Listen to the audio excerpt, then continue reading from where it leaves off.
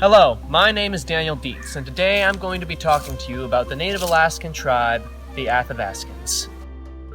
Like most Native Alaskan tribes, the Athabascans are thought to have come from Russia over a land bridge between Siberia and Alaska somewhere around 9,000 years ago. Up until recently, the Athabascan people moved along a migratory pattern in a very large section of Alaska that enabled them to optimize their hunting, fishing, and gathering during different seasons. All things considered, the Athabascans really aren't that much different from me and you. They travel to meet family and friends at regular intervals during the year, they seek medical attention when they're sick, they enjoy sports, and they find the spiritual significance in everyday life. Before modern times, the Athabascans' daily health was maintained through a lifestyle that centered around a constant search for food in the wilderness of Alaska. To the hunters, the experience was closely related to their spirituality, and they observed strictures that prevented them from hunting animals who they revered as carrying the souls of the dead, such as dogs, ravens, and wolves. Additionally, animals that were thought of as having strong souls, such as bears, could only be hunted by hunters with similarly strong souls who had proved themselves to be brave and powerful.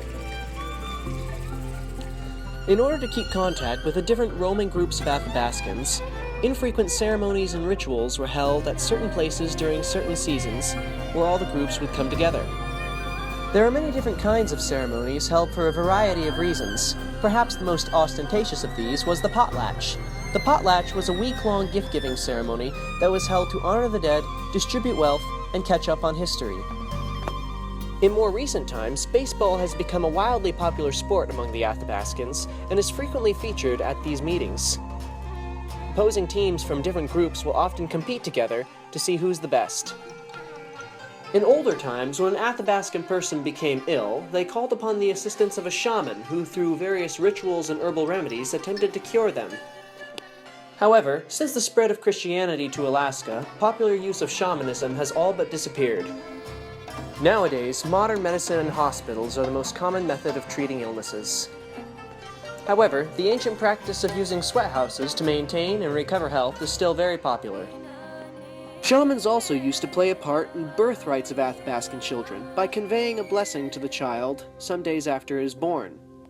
This has since largely been replaced by the Western rite of baptism or christening.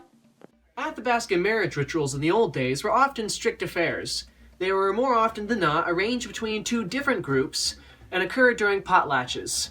The two different groups would arrange a marriage so that the husband would then spend the next year with his wife's family and learn from her brother their hunting grounds. This would ensure that even during hard times, the husband would be able to find food for his family due to the fact that he was familiar with two hunting grounds, his family's and his wife's families. In Athabascan culture, great attention is given to loved ones who've passed on. Several rituals are associated with this, such as the stick dance and the construction of spirit houses. Recent increase in governmental welfare for Native Alaskans has caused many Athabascans to lose their independence and, in turn, their self-worth. Those who once had a clear purpose of surviving in the Alaskan wilderness have had their necessities met by federal funds, causing them to fall back into a sedentary lifestyle. Unfortunately, this lifestyle more often than not becomes coupled with things such as alcohol abuse, drug use, chronic depression, and suicide. Thankfully, this trend is being pushed back by an increasing amount of Athabascans attending and graduating from both high school and other higher learning institutions. One such person is the famous carver Kathleen Carlo Kendall, whose metal and wood carvings have been put on display all over the world, in museums as well as private collections. So there you have it. The Athabascans are a people with both a rich background and a bright future. I thank you all for your time.